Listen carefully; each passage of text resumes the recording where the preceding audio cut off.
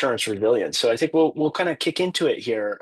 Again, I appreciate everybody's time in coming and joining us today. We think it's a pretty important and timely topic to talk about what's going on with resiliency and rate filings and in the market. So we're hopeful this will be a pretty dynamic panel here today with some great guests to walk us through this journey.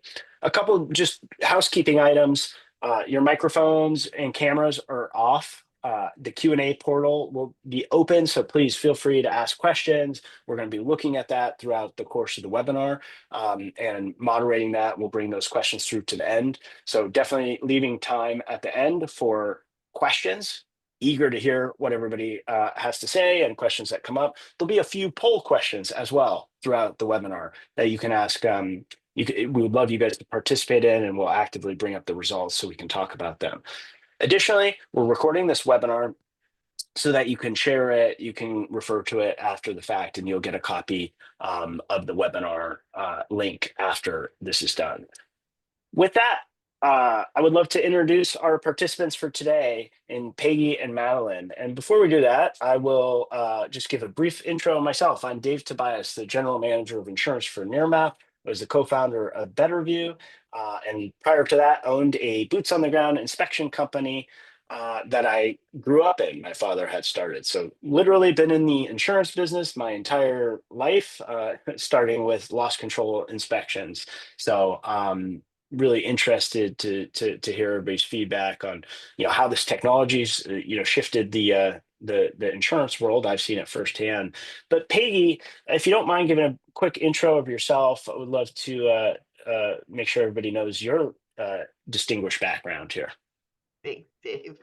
I am, I guess, first of actuary. I'm a fellow of the Casualty Actuarial Society. I'm a consultant at Milliman. I specialize in predictive modeling and rate making for catastrophe exposed perils in particular.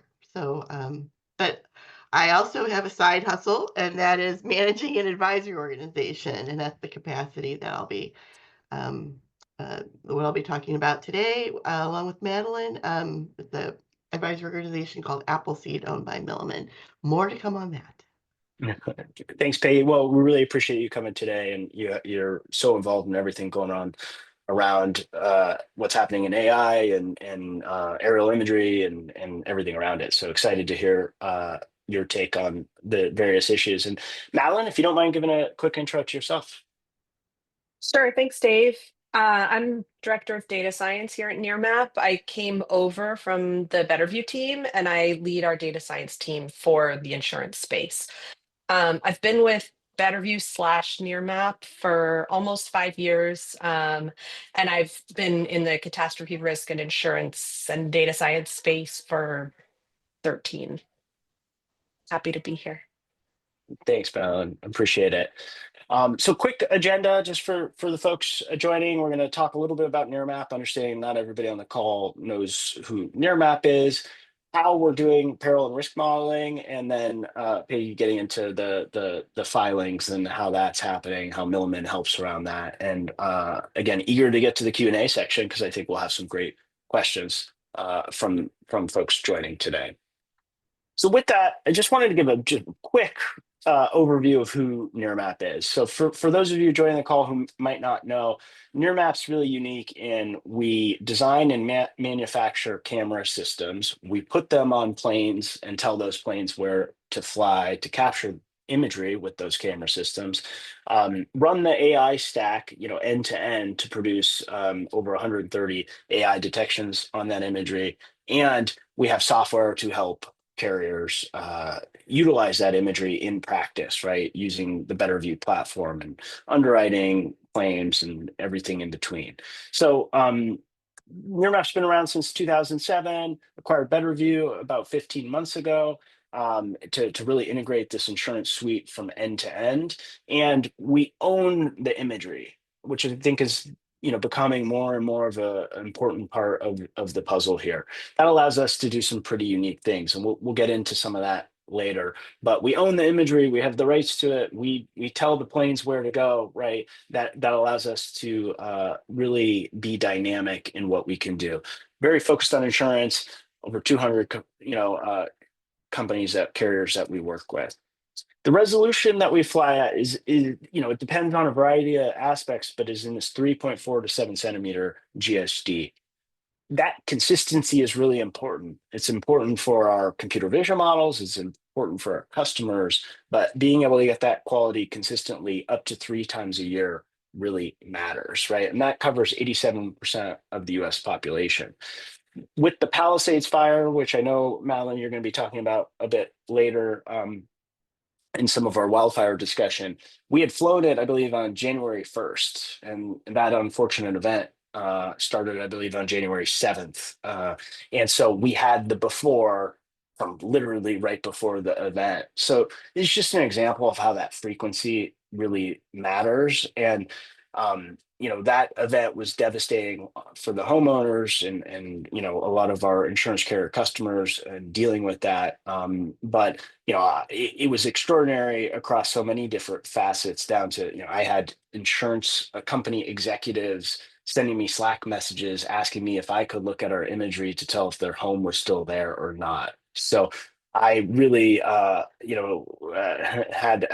a great understanding and respect for the claims professionals that have to do this as their job. I found myself in that seat delivering news to people as whether their home had made it or not.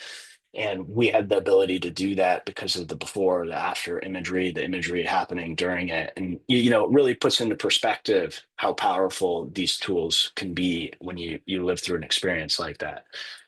With that, we turn all this imagery into AI detections and scores. And Madeline and Peggy will talk more about the scores, but these scores, in the way we build them, we believe they have to be very explainable, because that's better for our insurance carrier customers. It's better for the insured when you tell them what's wrong, and for regulators. Again, cross section of these things getting discussed here today.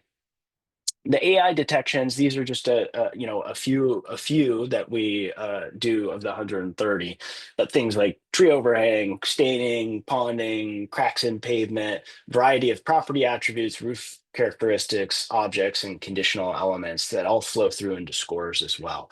So just wanted to give a little bit of a basis for some of the things that will get discussed in Madeline and Peggy's sections. With that, right, all these tools are being used in rating and risk modeling, quoting, underwriting, renewals, and claims. So literally every part of this insurance life cycle, the aerial imagery and the computer vision and the AI detections and scores off of that imagery are getting used across all of this in a variety of ways. So kind of from end to end, one imagery stack, one AI stack, one score stack can help from rating all the way through to claims. And I think that's important. It's important for consistency's sake to have that from one source. So with that, to kind of kick us off, I'm going to start with our first poll, which is how do you currently evaluate individual property risk? And you should see this poll pop up for you now, a couple different categories here, and you can choose more than one. Do you use regional hazard modeling and some of the vendors that are out there for that? Modeling with historical claims data set internally, so your own internal data science teams doing this work. Both hazard modeling and property vulnerability, obviously Nearmap being one of the vendors in that space, physical inspection, a combination of those. We'd love to hear kind of the group's thought. We have some really great representation from all different types of companies and shapes and sizes here. And we'll let this poll go up and we'll share the results with you all here in another few seconds. But please do click one or all or a few of these and let us know what are some of the things that you're doing today, and we'll share that here in a second with everybody. So we should see those popping up right now. So interesting, right? We see the biggest category, physical inspection. So lots of folks doing that still. That's near and dear to my heart, as that's the world I came from. Lots going on with risk modeling and historical claims internally, smaller subset, regional hazard modeling, smaller as well. So interesting, right? Interesting to hear from this group. Again, lots of really diverse group of large carriers, small carriers, mid-sized carriers on this call. So interesting results there. Well, that's a great way, though, to kick us off into kind of our first section on peril risk modeling. And with that, I'm going to hand it off to you, Madeline, to get into the meat. Everybody's tired of hearing me talk, so they'd rather hear from the two of you, I know, and excited to get to this section. Great, thanks, Dave. Perfect. So I'm going to start by talking about traditional sources to understand approaches to understanding peril risk. The typical solutions that are out there in the market and that have historically been used over the last 30 plus years are really focused on deep understanding of the peril itself. So this is what would be called hazard modeling. These are models that capture the frequency and the severity of the events that impact a location. So frequency of a hurricane impacting a location in Florida, for example. These tend to be at a coarse resolution relative to the size of an individual property. So you'll have a view of the hazard that captures a neighborhood or a block, but not typically down to the individual property level. There are a number of free or commercially available products out there in the landscape that measure this aspect of the risk, things like Hazard Hub, FEMA, Red Zone, many others. And of course, this is an absolutely critical piece of understanding peril risk. Next slide. Please. Perfect. So when we set out at Nearmap to build products that focus on understanding peril risk, we took inventory of what was already out there on the market and found a few things that kind of led us in the direction that we took. So most of these products, like I said, are hazard focused, meaning that they're not really high enough resolution to differentiate between different properties that are very close to one another. So understanding whether a house is more or less likely to have its shingles blown off in a hurricane than its direct neighbors, right? That information is not out there in the sort of uh, typical solutions. This makes it very difficult to rate on peril risk at the individual property level.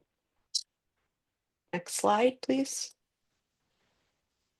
So in order to get that complete picture of peril risk down to the individual property, or really even down to the individual building, you need that regional hazard information, of course. You need to know how often a building is going to be impacted by a wind event or a wildfire, right?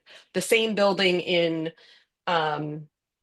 California versus New York have different overall wildfire risk. That's a fact. But you also need to understand that property level vulnerability information. And that vulnerability piece captures the specific characteristics of the buildings and the properties that make a location or a property more or less susceptible to sustaining damage if it's impacted by a CAT event. And this is really where we focused our research at Nearmap and where we have a unique value add in terms of understanding that risk. We're in a great position to do that, right? We've got the high resolution frequent imagery. So we kind of monitor what's there on the ground over time. We've got our AI models that characterize all of that and turn it into essentially digital form. And then what we've done is we've learned from that data and studying past CAT events, which property and building characteristics make those locations more or less likely to be damaged or to have a claim caused by these different perils. Next slide, perfect.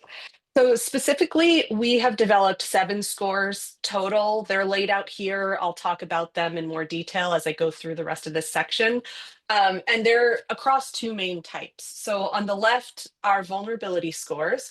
These focus specifically on the survivability of a building in a peril event based on its individual characteristics. So we've built these out for wildfire, hurricane, non-hurricane wind, as well as hail. And these do not take into account any regional information. They're solely a score that allow you to differentiate individual buildings and properties based on their characteristics. We have also filed all 4 of those scores with the state DOIs for use directly in pricing. Peggy will be talking about that later. And then we've also created claim predictors for wind, hail, and wind/hail combined. And these are scores that combine our vulnerability scores on the left with that layer of regional hazard information in order to capture that complete view of the peril risk. And again, these are also filed directly with the state DOIs for use in rating. I'm going to talk a little bit about how we develop these scores conceptually, and then I'll go through some examples for wildfire as well as hail. So the way that we've developed the scores in terms of the research is very similar across all of the different perils that we've studied and built out products for. So they're based on studies of historical loss data or historical event data. So for every single property in a data set, we pull high resolution imagery prior to the loss or to the policy year being modeled. We use our AI detections to capture the pre-event conditions. So was the roof in good condition? Was there debris in the yard? How big is the roof, et cetera? What shape is it? And then we link that up to what the outcomes were in the event being modeled. And from these large data sets, we can learn which detections and which attributes are most strongly correlated with having a loss for that type of event. So from there, we kind of learn what the patterns are, learn which characteristics are most predictive, and then we use machine learning models to combine all of those attributes that we found to be predictive into a single model that creates a single vulnerability score, which is on a scale of 1 through 5. So for all of the perils, the vulnerability scores are on that same scale of 1 through 5, where 1 is a building that is the most vulnerable or the most likely to have a claim if it is impacted by that type of event. And a 5 would be the least vulnerable or the building with the best protection in place to withstand damage in the case that it's impacted by that type of event. So now I'm going to talk about some specific examples. I'll start with wildfire and talk a little bit of how we built that score specifically. So in this case, we used post-event on-the-ground surveys from CAL FIRE, where fire marshals went out and after every wildfire in 2020, they geotagged every single building to assign the level of damage to it. So that's our outcome part of the data set. We know for every single building that was impacted by a wildfire in California in 2020, how it fared.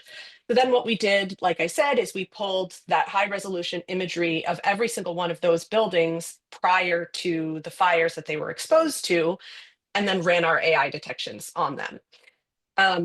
And what we found was that there were a few key drivers of damage after these fires. The main one was defensible space, which is the amount of open space around each building. So space that isn't taken up by things like trees or other buildings or debris.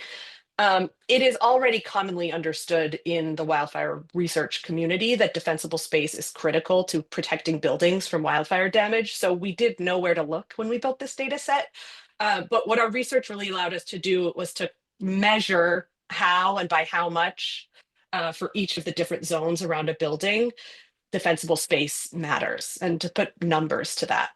And we also found that there were some other important predictors as well beyond defensible space. So things like tree overhang, tarps on the roof, rusted metal roofs. These also made buildings more likely to experience damaging effects of nearby wildfires. And so ultimately, we built our wildfire vulnerability score, which is that 1 through 5 score that captures all of those different factors from our research and measures that susceptibility to wildfire damage. So here's an overview of what we found from some of that research, mainly pertaining to defensible space. I'm not going to read off the whole slide, but across the board with defensible space, we found that buildings with more defensible space were more likely to survive, and those with less were less. So, for example, buildings with a 1 were 270% more likely to burn down in a wildfire than those with a 5. Those with more than 75% defensible space in zone 0 had 1.7 times lower odds of being damaged when impacted by a wildfire. That zone 0 is the 0 to 5 foot zone around the building perimeter.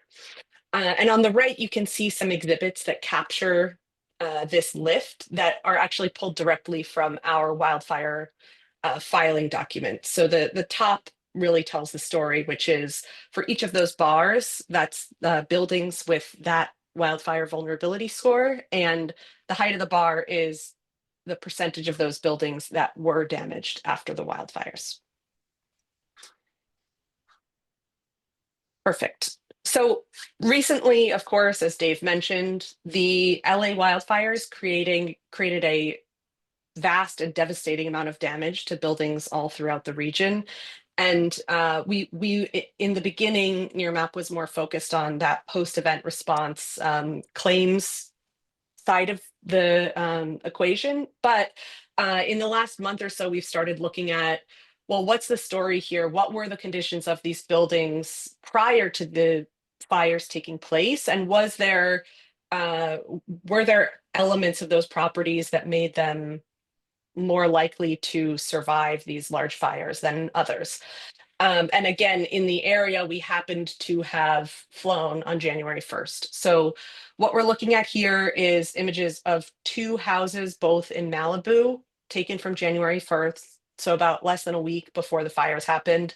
These are both very high wildfire hazard areas. So we know already from the hazard side of that equation that wildfires happen here. And of course they did. Less than a week later. But these two buildings had very different pre-event conditions or wildfire vulnerability scores. So on the left, you can see this is a building with a fair amount of defensible space, especially in the innermost zone, and it scores a 5 on wildfire vulnerability, so the lowest risk in terms of susceptibility to damage. And then its neighbor on the right-hand side, not a lot of defensible space, very dense vegetation surrounding this building. And if you go, and it scores a 2. Then if you go to the next slide, we can see what happened to these two buildings. And these are the outcomes of the LA fires for the same two properties. And unfortunately, the more vulnerable one on the right did not survive, likely due to the susceptibility driven by that buildup of vegetation in the area, whereas the building on the left remained intact. Perfect. So now, of course, it's instructive to look at individual properties, and you can kind of learn a lot from perusing all of this imagery that we have available through the Nearmap system. But we took it a step further, and we actually analyzed every single building within the LA wildfire perimeters. And so with all of this post-event imagery, we were able to use our AI to determine the outcome of every single building that was exposed. So in this map, this is from the Eaton fire, I believe. The green buildings were undamaged after the event. The reds were completely destroyed. And then there is a smattering of yellows and oranges in there, which are sort of partially affected structures. So we use our AI on the post-event imagery to determine the outcomes. And then for each of the buildings on that January 1st date, we were able to score them for pre-event wildfire vulnerability score. And what we found was really interesting. So I'm going to stay on this slide for one more second and just walk you through this map a little bit. So we studied 42,000 buildings within the fires. As we all know, these fires were very damaging, and so much so that in some cases there are entire neighborhoods that were completely ravaged. You can see that kind of variation in outcomes in this map quite well. So on the top left, you can see there were some blocks that were completely decimated, right? The block is entirely red. Those buildings really did not have a chance of surviving. At a certain point, vulnerability can only play so much of a role, right? This was a very extreme fire. On the other hand, there are areas in our study that are entirely green. And these areas may have not experienced any flames whatsoever. And so in those cases, if you're not really exposed to a wildfire, your vulnerability does not matter. And so what's most interesting to study in terms of vulnerability from this fire are the blocks where there was a variation in outcomes, meaning some of the buildings are green, some are red. neighbors who had different outcomes, right? So presumably both of them were very, very close to the same level of embers. But the characteristics of some of those buildings made them put them in a better position to evade damage than others. Let's go to the next slide. Thanks.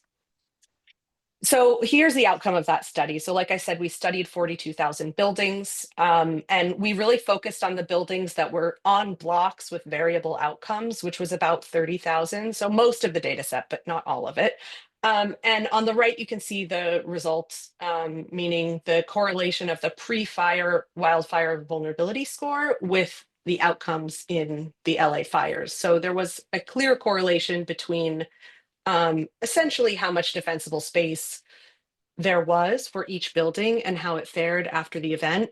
So for example, buildings that scored a 5 or had a lot of defensible space were 50% less likely to be damaged than those that scored a 1, or those with the least defensible space.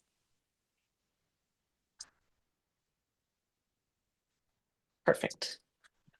Thanks. So I'm going to shift gears here and talk about our hail scoring now. So in the case of hail, we built out a vulnerability score similar to the wildfire score, right? We studied historical hail claims data sets, and then we found the correlated pre-claim building attributes. In that study, we found that the main drivers of hail damage were roof shape, roof material, building size, and staining, which is often a great proxy for the age of the roof. And so in the case of hail and also non-hurricane wind, we actually took it one step further by combining our vulnerability scores with regional hazard data from FEMA, which captures the annual frequency of experiencing a damaging hail event in that location.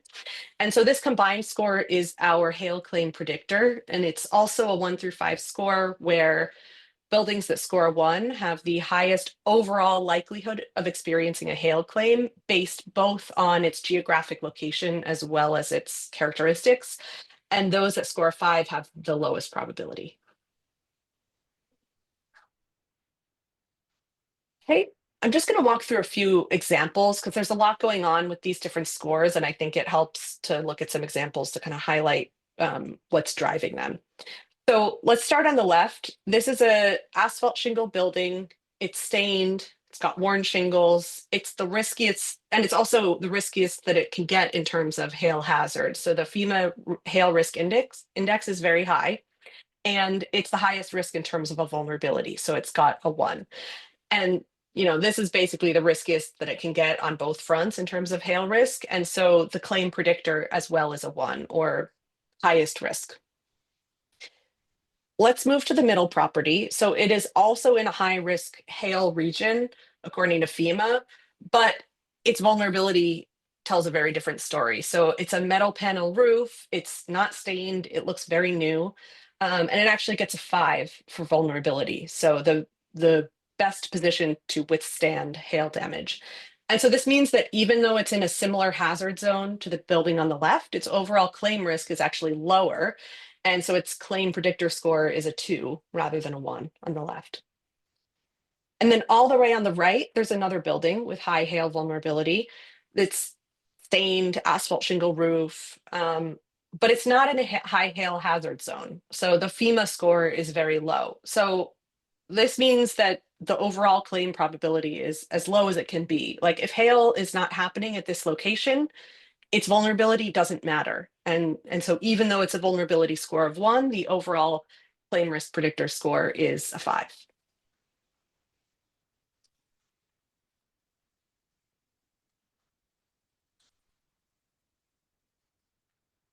I'm Okay. going to jump ahead a couple slides here for speed's sake, Madeline. Got it. Okay, so last thing I'll talk about is just what actions can you take based on these scores. It really depends on your use case. There are many options. These are well built to base underwriting decisions off of them. So maybe you want to fast track the lowest risk properties, or you want to ACV the roofs that are highest risk. All of that is possible with this set of scores. And this is what Peggy's going to talk about in a moment. These scores are very well positioned to be used directly in rating. So you can essentially increase or decrease premium directly based on wind or hail claim risk, or based on wildfire vulnerability, or any of the other scores that we have.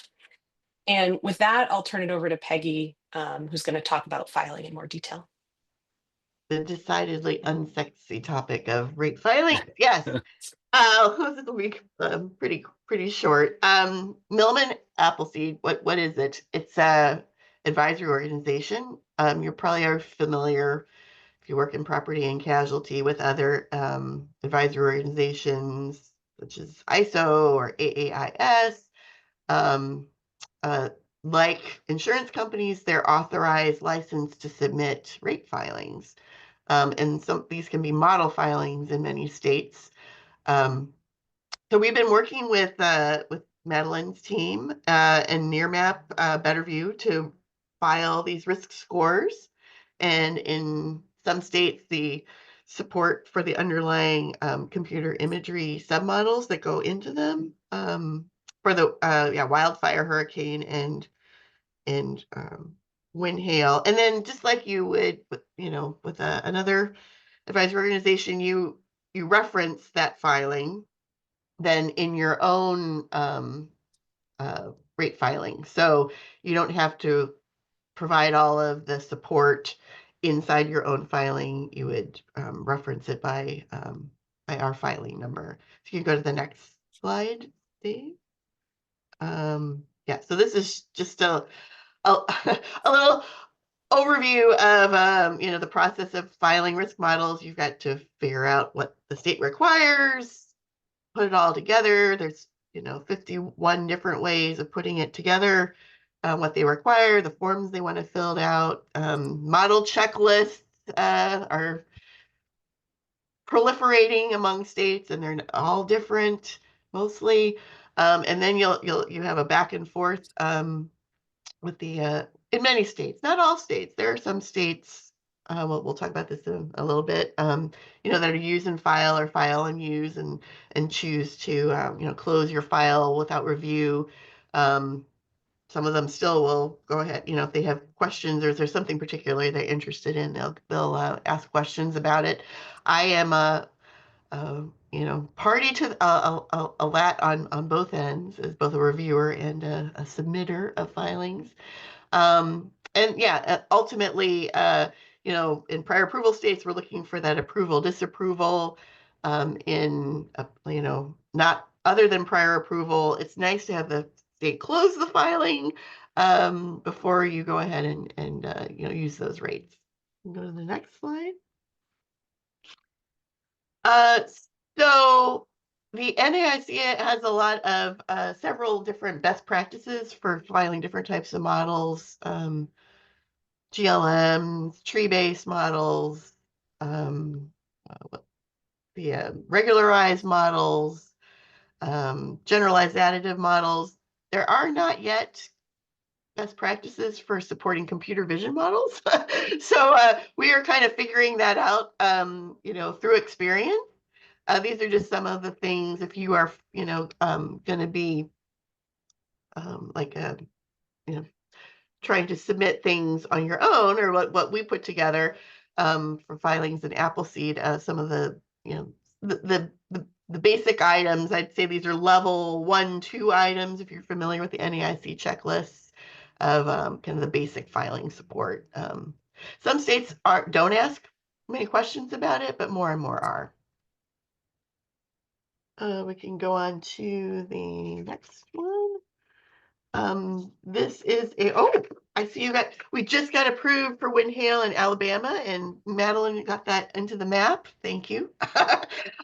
So these, like I said, we've been filing in Appleseed, wind, hail, wildfire, and hurricane models.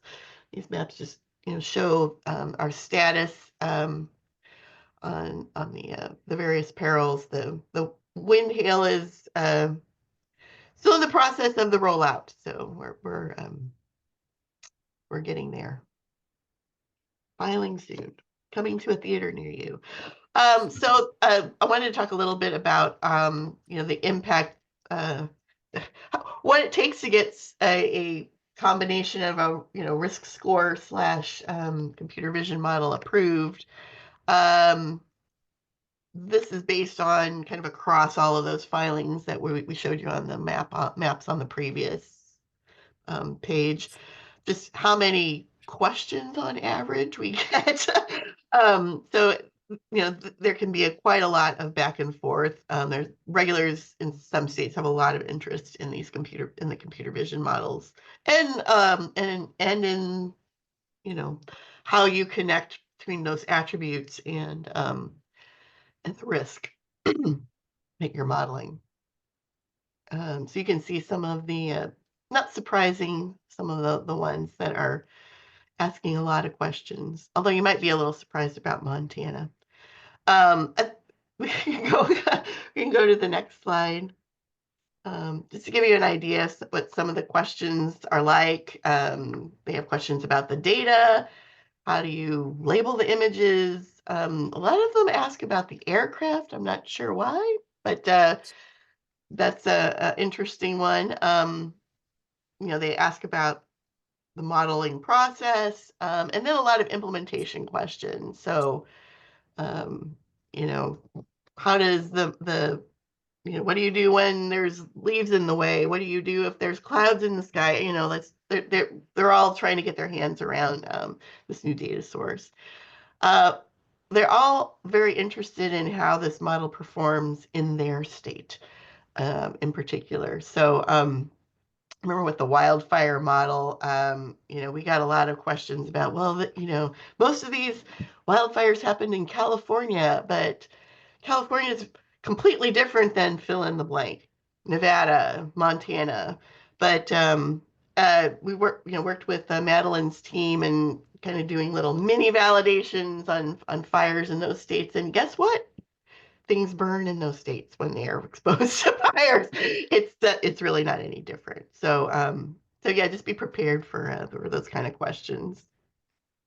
And then I'll just give you an idea of the variation, what we've experienced in filing the peril risk models.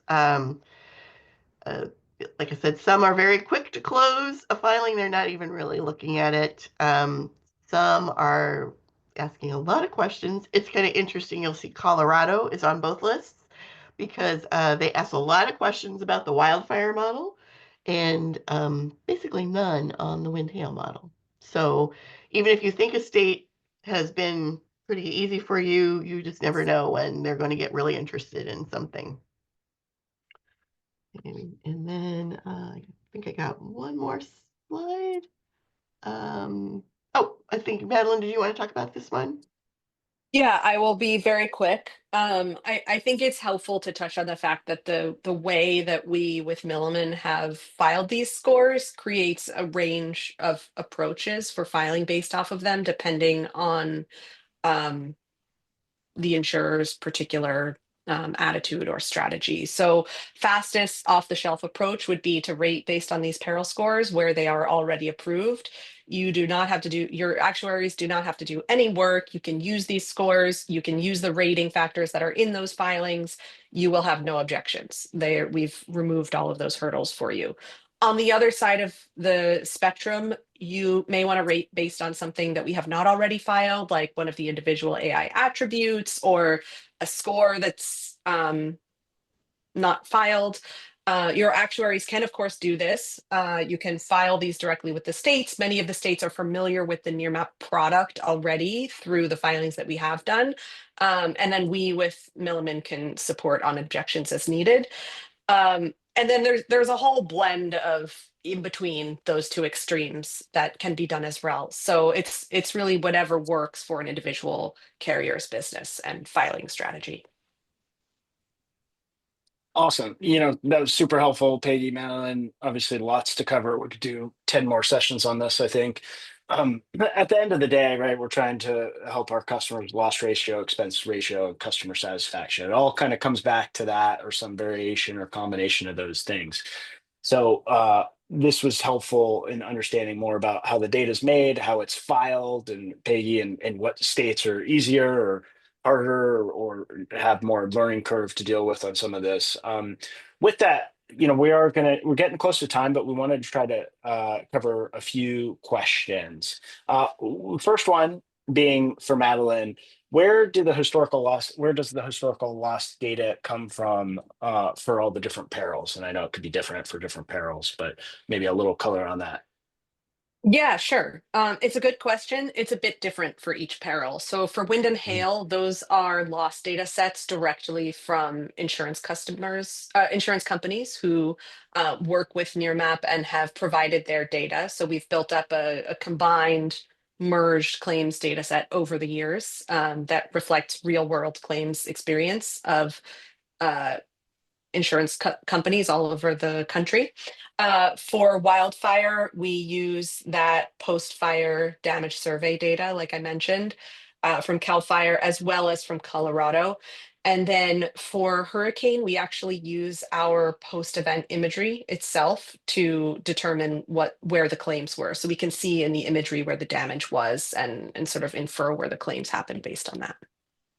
Yeah, no, thank you. And there's a question as far as what did we do at Nearmap to deal with the smoke and the California fires? So it was interesting because we had planes in the air, within hours after the event had started, and we did about 22 flights during the course of the various Southern California fires. So one of the things we can fly at relatively high altitude, so we can get clearance to fly during active events because of that. So you'll see some examples on my LinkedIn and otherwise where we're flying above and you can see a tanker flying, a water tanker flying beneath. Because of the way the wind was going, as this was a bit unique event happening in January, as we all know, the smoke didn't just settle like it does in the summer, where it just hangs over an area and you can't see. So you might fly something in the morning and there's smoke covering it, and then we'd fly it in the afternoon. There'd be no smoke in that area anymore. So we were monitoring all that as it goes, so we could start giving real time information in AI to our customers through the event. This question is for Madeline and Peggy. What happens if the aerial imagery changes in a model? So you've trained a model, it's based on some set of imagery, maybe a vendor loses access to that. What happens in the filings and the models around that? I can take the first part of that. I Sure. mean, you can you train a model on a certain snapshot of imagery, right? Mhm. And it's perfectly all right. And we have gotten questions like this from some departments. It's just like a credit score, right? I mean, you're taking a snapshot of what the risk looks like to predict what happens, and that data might change in 6 months, 12 months at renewal, and that's perfectly all right. You're just going to put different features into your model and get a new prediction. So yeah, and I think, I mean, we'll talk about this well, we have some other sessions to talk about this, but there are some states where they do are going to be looking at how recent is the imagery that you're using and how often are you going to be refreshing it, to keep the risk segmentation fresh, right? Because you're right. Vegetation changes, roofs get replaced, right? I mean, these things aren't static. Did that answer the question? Is there another part to it? Yeah, I think so. I mean, I guess follow up to that maybe for another time is if you change image sources, do you have to refile? And I guess it said, the answer is sometimes you might, right? So I think one thing for Madeline and Peggy to follow, maybe to close out on, and then all other questions that we had, we'll follow up individually with folks that asked the question. So, we will follow up. But what are some of the most common objections you've seen so far? Oh, um, hmm. Uh, there are a lot of questions about the recency of imagery, the quality of imagery, what are the requirements, what's the coverage like, how many people are going to be not in coverage, what are you going to do for those policies if they're not in imagery coverage? Um, are you going to assign them, some default factor? Are you going to do an inspection? How many of them are in my state? Especially the more rural states, ask a lot of questions about that. I think, also, some states are going to ask about your dispute process, and disclosure process. So what does the customer know about, the image that's being used, the features that are going into the model, the score that they're getting, and do they have a way to correct things? Like, if they are putting on a new roof, how can they get their score updated, for example? Yeah, lots more coming around aerial imagery regulation and insurance. There's a NCOIL, draft regulation out there being discussed, model, and we'll hear more questions like that, I think, as we go forward. Well, with that, I know we're at time. We'll follow up with the rest of the questions individually with the folks that have asked those questions. I did want to just thank everybody for joining today. A lot of folks, again, taking time out of their day to hear what's going on. Obviously, some timely research from Madeline and team on the LA wildfires. So thank you, Madeline, for sharing that. Peggy, thanks so much for sharing a little more about Milliman and Appleseed and some stats on what you're seeing from the different rate filing organizations across the country. But really appreciate it. Everybody will get a recording of this session as well, but encourage you all to ask questions even after the fact. Please reach out. Happy to answer them and share more. And I know Madeline and Peggy are as well. So thanks, Madeline. Thanks, Peggy. Really appreciate it. And thanks, everybody, for joining today. We really appreciate it. Have a great afternoon. Thanks, everybody.